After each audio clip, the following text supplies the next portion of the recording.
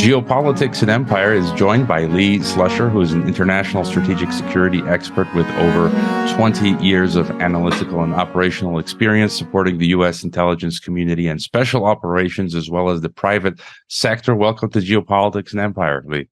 Thank you. Happy to be here. So you're starting to get popular, Lee, now on the podcast circuit, but you and I first talked last year on my TNT radio program, I think November 2022. And the link is in the description. And again, I highly recommend people go back and listen to our first conversation. And you gave us a bit of your background there. And so, again, I'm going to include your links and everything, and people can listen to your explanation previously. And I sort of want to get, suffice to say, you've got an extensive background in the military industrial complex. And so I wanted to get your big picture take on the changing world order. I often examine the status of the Western Empire or Western World Order, aka Pax Americana, to sort of size up how it's doing its health. Then I tend to look at the rest of the world, BRICS plus, the multipolar world.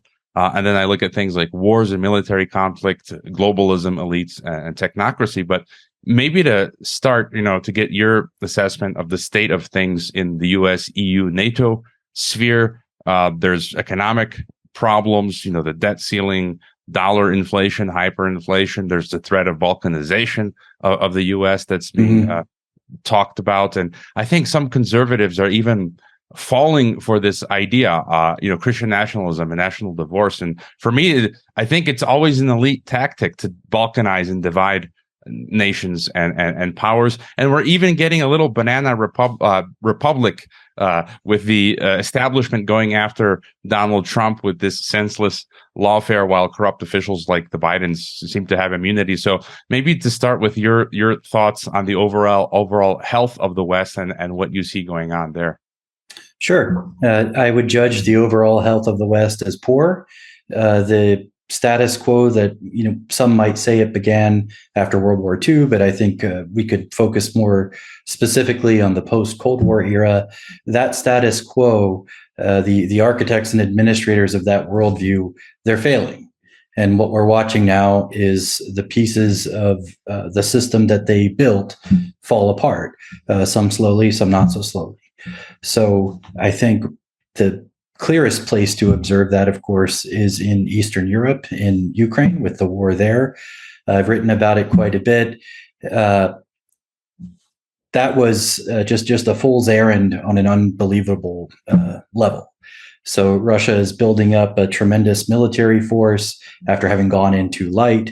And this force, of course, didn't mean to rhyme there, they don't know if they have to fight only the Ukrainians or if there's going to be a Western intervention. Many Western leaders have called for either a NATO or a coalition of the willing intervention. We don't know if that would happen and what shape it might take. Others have called for regime change or even the dismemberment of Russia. So this force Russia's building up now, people kind of question what they're doing because there haven't been any big moves yet. They have to have enough force in place to be able to deal not only with Ukraine, but with a potential intervention. So that's building right now. My broader view on NATO, I'm writing a series about it now. The first piece is out. The series is called Collective Offense, play on collective defense. And the subtitle is something like Interventionism Set the Stage for NATO's Demise. So that's my view on NATO. I think it's largely on the way out. There's a lot of discord within the alliance. And, it's not really, it's almost been a bit of a joke for quite a long time. Most of the military capabilities reside in the US, not in the European militaries. I worked with NATO for years. I did meet some very interesting people, had great coffee.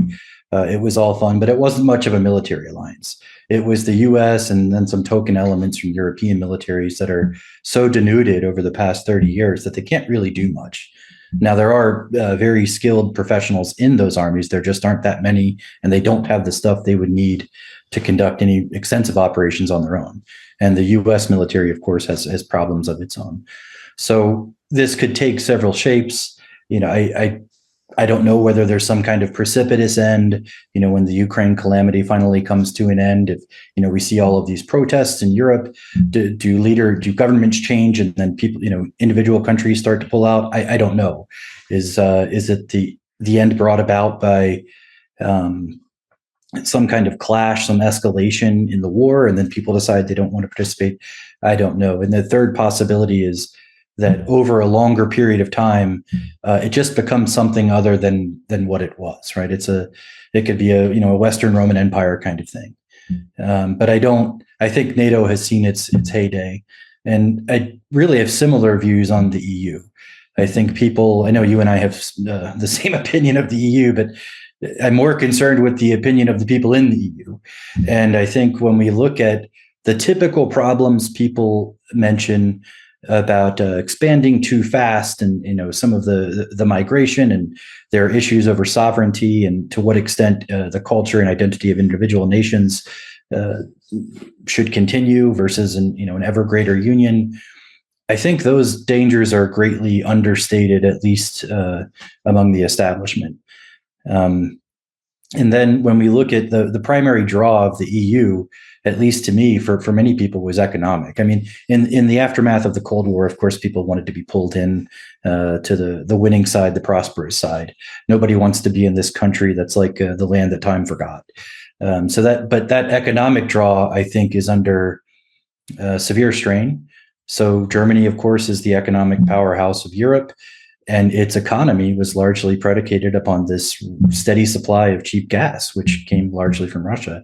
Without it, I don't have a background in economics or finance, but it's a simple question. How do they replace that cheap energy and still maintain competitiveness in markets? We've already seen some deindustrialization. It's not a swift process. It's sort of a slow slide. And I think that's going to mean hard times for a lot of the people in Europe.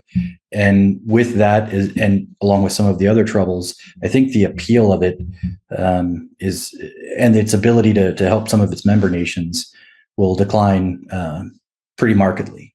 So on what timeline all of this happens, simply don't know. But I don't see how any of that gets turned around. Yeah, and it's funny. We do share similar views. I'm a EU an unwitting EU citizen, and I'm not happy with that. I view it as a totalitarian sort of construct, a globalist construct. I had a guest on recently. EU is the they've said it themselves. The EU is a laboratory for world governments. And you mentioned NATO. I had a guest on a couple years back, Patrick Armstrong, Canadian diplomat, who said the same thing as you. He called NATO, I think, like a paper, not just a paper tiger, paper pussycat or something. And it's interesting though. I think because the globalists also want to bring about an EU army. So maybe, as you say, NATO becomes less important, and then they try to bring about this EU army. But just this morning, I was reading headlines. I mean, NATO is trying to expand into the Pacific with like an Asian NATO. They're arming the Japanese and the Koreans. They want the South Korea to get nukes and install all these missile defense systems. And someone made a good point. I mean, where is the Pacific in the North Atlantic treaty organization? So what are your thoughts? And they're trying to expand to the whole planet. I mean, my view is that NATO, from its outset, like the goal was for it to be like a global police force or military, because they're coming into Latin America with I think Colombia is a NATO global partner, and they've been trying to onboard others. And so, any further thoughts on, as you say, even though they've seen their heyday, but they're still trying to expand. What do you make of that? Yeah, I think of NATO, based on my experiences, similar to the EU, as a source of sinecures for the credentialed. So it's jobs for cosmopolitans, the people who want to be able to hop around all of these different cities, and they're going to make hay wherever they go. They're going to make agreements and have conferences and all of that. It's a question of what actual capability they have. And again, militarily, most of that capability resides in the U.S., which has its own military problems we can get into or not. But this push in NATO's most recent, I can't remember the exact title, but it's like strategic posture, essentially. it mentioned China and the need to somehow counter China. And I guess through a heretofore unknown passage from the Atlantic to the Pacific. It's not part of the North Atlantic, as you said. Most of it has just been really farcical. Like, for example, Borrell said that maybe the EU ought to send ships into the Taiwan Strait to deter China. I mean, that's just fanciful thinking. It's out of this world ridiculous. Like, what they don't have any military capability. Like you mentioned, this idea of an EU force, they've talked about that for a long time. My basic view on that is it really stems from some hurt feelings, primarily among the French, but also among some others, that they consistently have to rely on the U.S. military and that they don't have sufficient defenses of their own. I don't foresee them making anything noteworthy in that, any noteworthy advances on that front in the near future. I think there's a lot of bureaucratic inertia going on here too. Just as NATO was, it had existed for decades before the end of the Cold War, the type of people drawn to government already had this construct in place with people and facilities and communications networks and all of that. And so the tendency was to kind of expand on that. And now as their ambitions are wider, they're really just trying to do the same thing. What's noteworthy, I think, is the lack of an organic analog to NATO in the Pacific with strong support from those nations. I mean, we don't see those nations coming along and building anything like that. We see NATO trying to stick its nose under the tent. So I don't really think they'll have a tremendous amount of success on that front.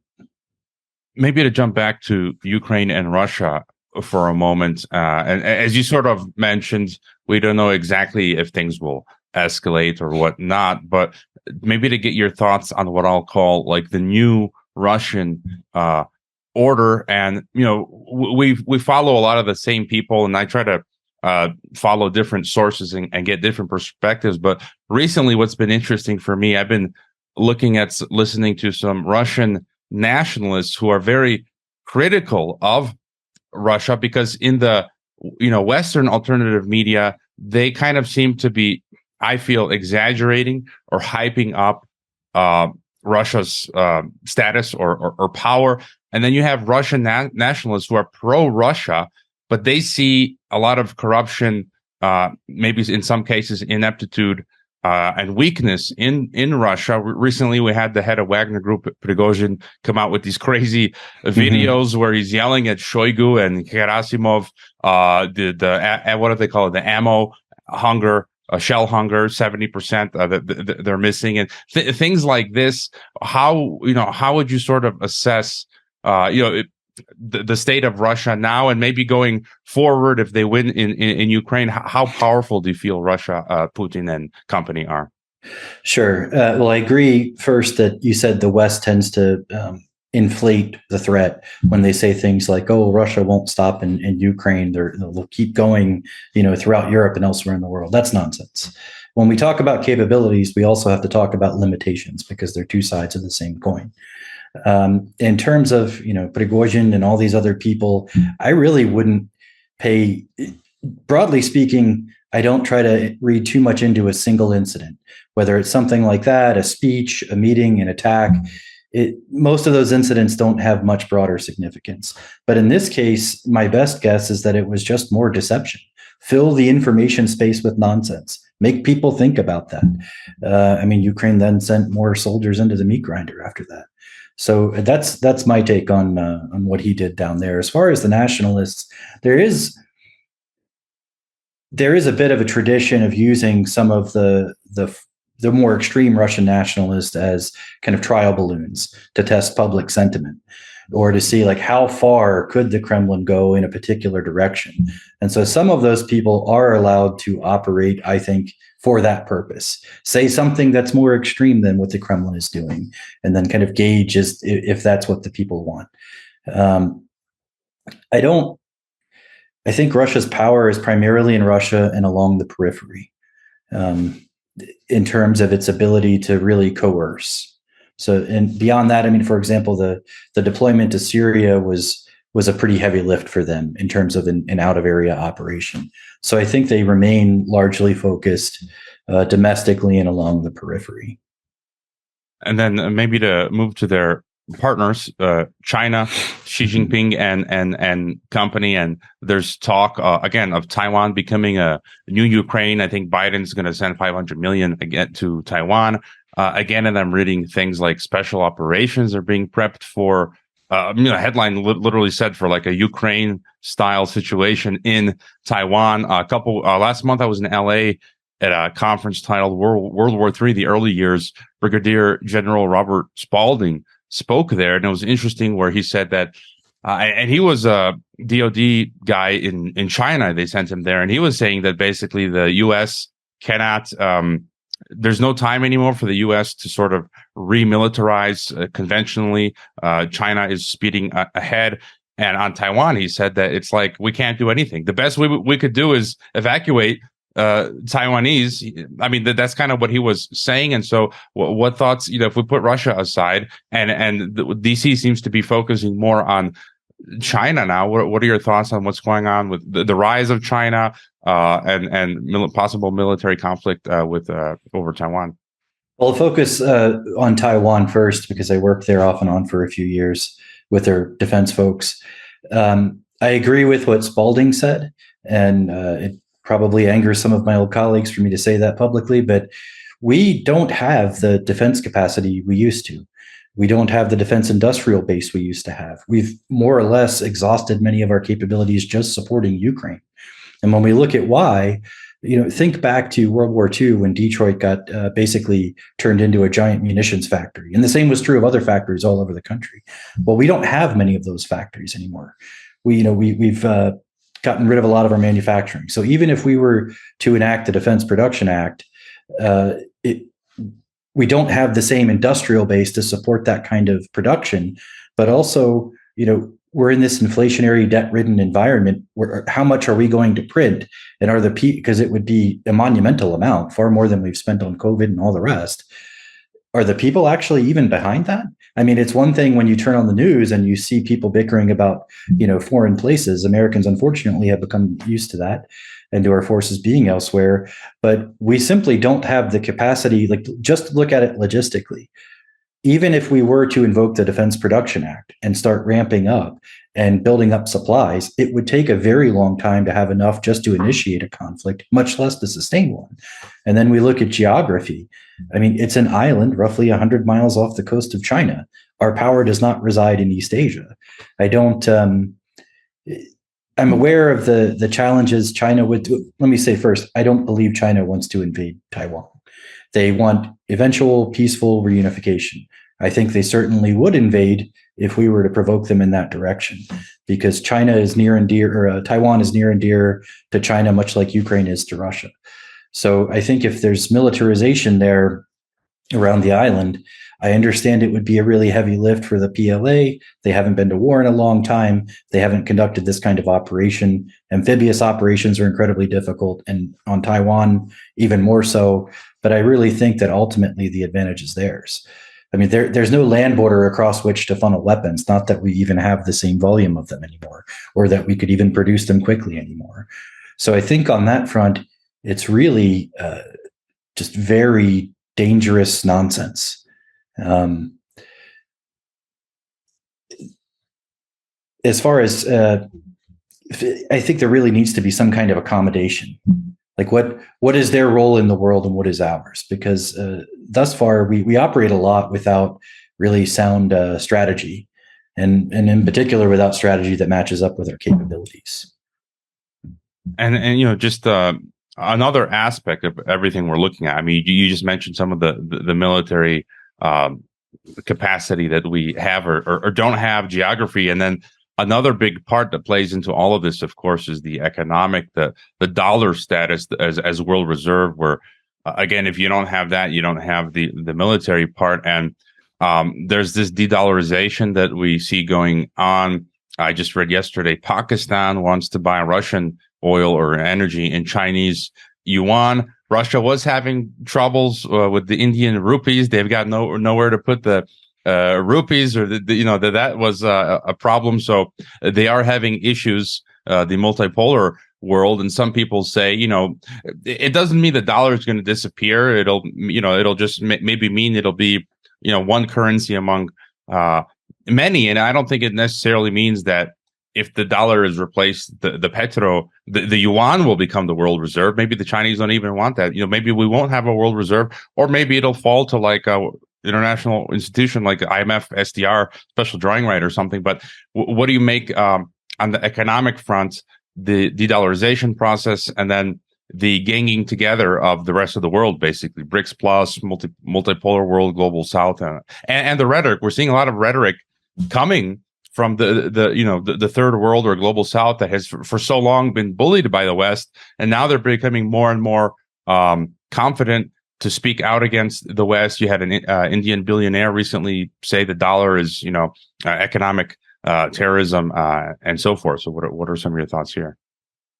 I think what's significant is that it's not just noise. They're making some real steps in that direction. I'm not in a position to judge. I've listened to so many people who know so much more about this than I do disagree entirely on dollarization or de-dollarization. I think it's all very interesting, but to the extent it continues, I don't quite know. But what I think is very significant is that they're making steps in that direction. They're making alliances. A greater number of countries wish to join BRICS or wish to find alternatives to the Western-dominated system. So I think it's probably more of a slower process, but one that is definitely underway. And it seems like it's underway in very quickly. Like each day or each week, there are new stories or stories about Saudi Arabia and Iran normalizing, and all sorts of things that are likely good for those regions. That certainly would be good if those two countries weren't at odds. I think it's underway. I know there's a lot of debate among policy wonks. Is this the start of the multipolar world? Is it a bipolar world? I'm not terribly concerned with those debates. I think what we can say definitively is that the old one is on its way out, and that in that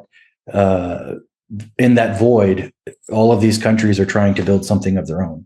And like you said, after having been at the mercy of, or lack of mercy in some instances, of Western-dominated systems. Are there other flashpoints that you're looking at? We saw yesterday Imran Khan arrested and people going nuts in Pakistan, and then analysts saying that if Pakistan becomes destabilized, that could be a major global crisis. They've got nukes. They could fall into civil war. I'm also looking at Hungary, for example. I feel I had guests on my TNT show many months back, Gavin Wax and Nathan Berger of the New York Young Republicans Club, who've been writing op-eds for Newsweek, where they called it the Paprika Revolution, color revolution in Hungary. Mm-hmm. You've got Samantha Powers, USAID. They're going strong. Just a couple days ago, I saw it was clear that they're attempting this color revolution because there was this, it's the usual suspects, these very pro-Western journos and NGOs, and they tweeted that some Hungarian opposition guy was arrested, nothing serious, and a lot of students out on the streets. It's the typical color revolution model, and a lot of NATO bots in the thread, which that's clear then what they're attempting to do. And so, those are some of the things that I'm looking at. So what are other, flashpoints around the world that you're interested in? Well, I'm also following Hungary. That's very interesting, of course. And it's not just USAID. The Samantha Power thing was interesting because the director of USAID does not normally go out and put his or her personal face on the camera for an effort like that. If they do, it's a photo op because there's an important meeting in country with a national leader. That's not what happened. Their USAID is using its influence over there, I think, to undermine a democratically elected government. There was recently the sanctions leveled against Hungarian banks. I can't remember how many banks operating in Hungary, and I suspect we're going to see the same thing. There'll be different weapons employed. The pain will increase. Mostly, I do focus on Eurasia and, to a lesser extent, East Asia. Since we're here speaking, I from the U.S. and you from Mexico, I think at some point the cartel-related activity is going to come to a head there. Unfortunately, because the cartels are operating freely on both sides of the border. Of course, tomorrow Title 42 expires and the flood of migrants into the U.S. will grow. And there's been a lot more crime on our side of the border, too. Of course, not in comparison to what's happened in Mexico. But I think that situation is going to get out of hand. And not necessarily to the point of a military intervention, but some kind of security force on the border or something like that. In terms of outside of Europe, go ahead. Maybe just on that point, because that's been interesting for me. I'm also a proud Mexican citizen, and I've been tracking this stuff. And yeah, it's, as you mentioned, it's cartel territory in Mexico. It's not, in some ways, it's not as bad as the American media hypes it out to be, but it's not like there's no problem here. So there's a nuance where, yeah, it's an issue. You got to be careful in Mexico, but it's not like you come here for vacation, you're gonna die or be kidnapped automatically. When people ask me, like, I've been here for over a decade, I'm still alive, and pretty much everyone I know is still alive. So I guess that's a simple litmus test. But we're seeing American politicians now, like Crenshaw, Lindsey Graham. I can't remember all of them trying to now classify cartels as terrorists and send U.S. troops into Mexico. And given the history, I mean, this is very sensitive. And you've got AMLO, the Mexican president, coming out. He recently actually sent a memo a couple of days ago telling the Biden administration to stop USAID from financing the Mexican opposition. And then he's saying that the Pentagon and the DEA is spying on Mexican the government institutions. And then Jefferson Morley, who's been on my podcast and was on TNT recently on my show, discussing the revelation that a new declassified document showed that a fourth Mexican president in the 70s and 80s had been a CIA asset or CIA agent. So, I mean, that's a lot of fascinating stuff. But you don't think that U.S. troops will get into Mexico and we can see some sort of big war or civil war or a bigger conflict explode? Oh, no, I was speaking from a position of hope that it need not be a full-on war. It certainly could be. At the very least, there needs to be some kind of security on the border, regardless of one's view of immigration. Governments have not only a right, but a responsibility to regulate, border control, border access. I think that drumbeat will continue to get far worse as, even greater numbers of people come into the U.S. Illegally. The economic situation here is not great. There are impossible sums of debt at every level, from the individual to the sovereign. There aren't many opportunities for the sort of growth that could get rid of that. Most of the growth that we see, if we look at GDP, of course, is concentrated way up high in the top end. So I think that this influx of people is going to aggravate a whole bunch of other problems, because of the simple volume, and then the fentanyl crisis, things like that. Unfortunately, I know you mentioned Graham and Crenshaw. I'm not a big fan of either, but it very well could get into some kind of military situation. I mean, hopefully we could resolve it with security operations and some bilateral stuff with the Mexican government. Yeah, I'd agree with you. I mean, you can't have this flood of migration. I mean, it's just too much for any country. And I've had guests on in the past, Alex Craner, fellow Spanish-speaking Croat, who's out in Monaco, who served in the Croatian army. I remember him in a past interview commenting that mass migration is actually like a military tactic. No, whoever's allowing this to happen, it's an attack on the United States, just as you mentioned, on the economy, culturally, in many different ways. And I think it plays into sort of breaking down the U.S. And I would view that more as a globalist. Who's got the interest there? Globalists, in my view, and it's that divide and conquer strategy, which we've seen in all over the place. In Yugoslavia and in Iraq, Sudan, and everywhere else. And do you have any thoughts on the elites in general, whatever you want to call them? World Economic Forum, globalists, transnational interests, or whatnot? Sure. Well, they're certainly there. I mean, some people like to deny that fact. I mean, the fact that powerful people, both in government and industry and media, get together, I mean, that's just the way of the world. But at the moment, their influence or their interests seem to align, perhaps much more than at other times. And the power seems to be consolidated. It certainly, you mentioned mass migration. I mean, that's consistent with any material we can find from the organizations they support. I mean, it's a stated goal.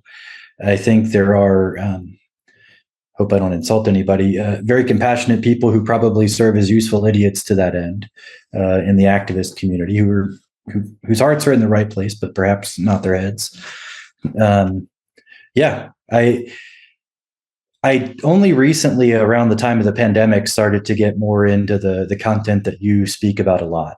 Up until then, I'd focused much more on specific countries and on military matters and things like that. Yeah, I think all of that is probably ongoing. It's pretty frightening. It's pretty unsettling. Yeah, and I think it's something we have to factor into trying to understand what's going on, because it's like for me, it's created these different axes, horizontal, vertical, where in your traditional realm of trying to understand the grand chessboard, to borrow Brzezinski's term, you do see these nationalist level geopolitical conflicts between East and West, as we've discussed, in Ukraine, right? Russia and China. That's for sure going on. But then we see strange things like, globalist penetration, where Russia and China are implementing some of these technocratic controls. And then how do we kind of square that? And I don't have an answer. And it's as you kind of said, it's elusive to figure out what's going on. Are they just playing along? Are they going to drop them at some point? Again, it's a lot of questions, and maybe on that end as well, just the general theme of increased authoritarianism and tyranny that we're seeing in the West, and these what I call the algorithm ghetto. I mean, I'm banned on PayPal and Patreon. People are having bank accounts shut now in the West. Alina Lipp, the German journalist, had her bank account in Germany shut, and her parents' bank account, who had nothing to do with anything. And and the crazy censorship that we're seeing. So, do you have any thoughts on this sort of trend in the West? Yeah, going back to what you said a moment ago, we see some of these things in other parts of the world, and are they connected or not? I think not necessarily, because the goal on all fronts is greater control, and the means of control available to the people we're talking about, the globalists, are the same means of control available to Moscow and Beijing and such. So there are only so many ways to go about that, particularly with the kind of latest technology. I agree entirely. I'm really still shocked at the loss of liberty and this explosion of authoritarianism in the West. I mean, the trucker protest in Canada, I mean, they weren't even. I mean, it was bad enough, of course, that they were going after the truckers and their insurers and all of that. They were going after people who offered food or drinks to the protesters. So my wife and I discuss this often. We're still bewildered. I mean, at this onslaught. It's not the country I remember from the 80s and 90s, for sure. I think whether this is connected to some global scheme, I don't know, but I think the U.S. federal government is definitely out of control, and we can probably put the Department of Justice right up there among the top troublemakers. I don't think they're enforcing the law impartially or evenly in any way. I don't know that I have any insight other than I certainly see it, and it's a huge problem, more so than anyone in the establishment's letting on, of course.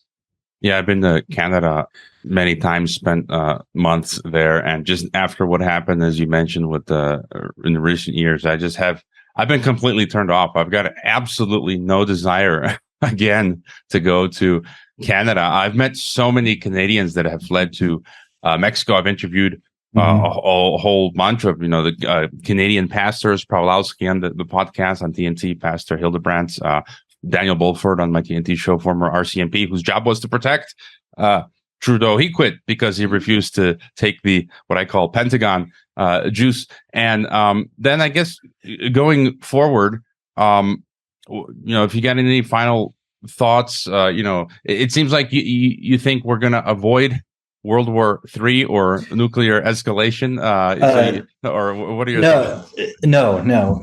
I was trying not to go over too much of the material we had discussed before, or that I had discussed in other shows, but no, I do not think we can skip over that. I think the war, going back to Ukraine, I think there are two possibilities. One is a Western intervention, in which case all bets are off because nobody can reasonably control escalation in that environment. And the second is a Russian victory that allows Russia to set the terms for peace. So who knows which one we get?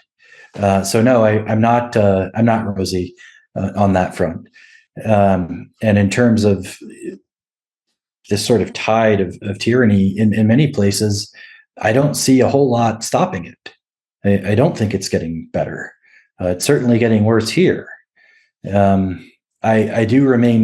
still have faith in the American people. I mean, faith in the literal sense of sort of a belief without, observable evidence that people would ultimately stand up or change something. But my overall, I know you're a Fourth Turning fan, right? I think you are anyway.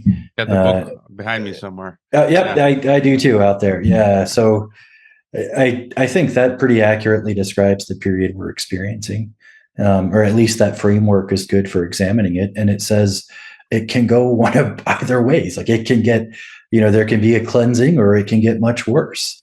And I am wholly undecided on what I think, which way I think it's going to go.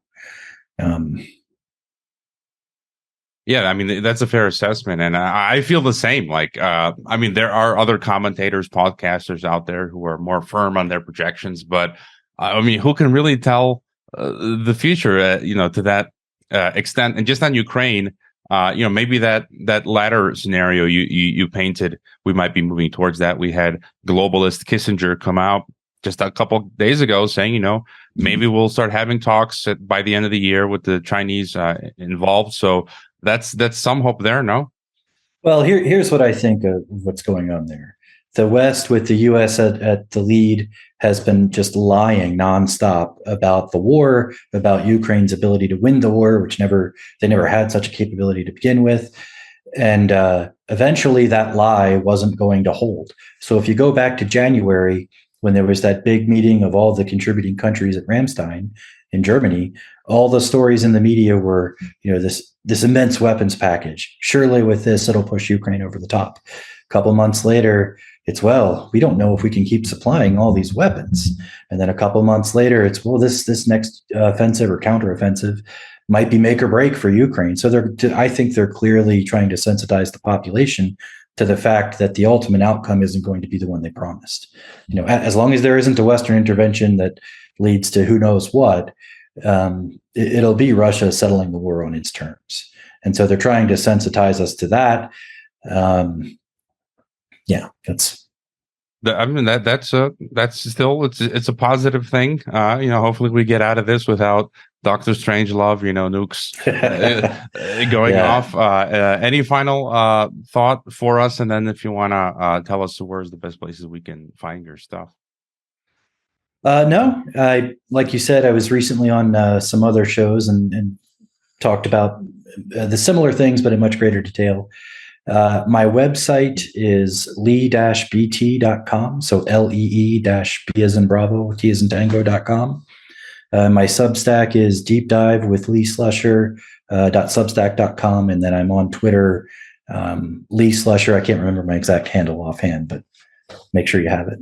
Yeah, all the links are in the description. I'll also include the links with your talks with on Tommy's podcast, and I think Marty Bent, and so TFTC. That was like a 90-minute one. It was So we covered a lot of ground. Yeah. So thanks for coming on. I'm sure we'll talk again either on Geopolitics and Empire or plugging my other job, TNT. Happy to talk to you again. Yeah, thanks for being on.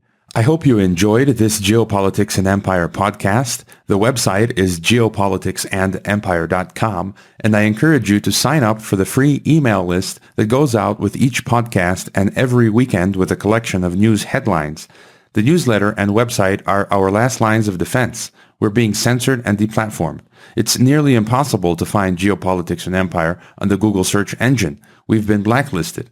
YouTube frequently takes down our videos with strikes. Facebook restricts our page. Reddit and Twitter take down posts. And after the Associated Press mentioned Geopolitics and Empire in a 2021 article co-written with NATO, our Patreon account was terminated. Vimeo also terminated our Pro account. The best free way to help Geopolitics and Empire is to leave a review on Apple Podcasts or elsewhere and subscribe to all of our media channels. You can find the video broadcast now on 5 platforms: Odyssey, Rockfin, Rumble, BitChute, and Brighteon. You can find the audio broadcast on the podcast ecosystem: SoundCloud, Apple, Spotify, and so on. My current favorite social media channels are Twitter and Telegram, but you can also find us on Gab, MeWe, Minds, Float, VK, Instagram, Facebook, and LinkedIn. Finally, Geopolitics and Empire is in dire need of funding to continue. You can leave a donation, purchase a consultation with the host, or become a member to receive additional benefits. We also produce a weekly broadcast called Dissident Thinker for members and Rockfin subscribers only. We will continue to fight the good fight come hell or high water. Thank you for listening.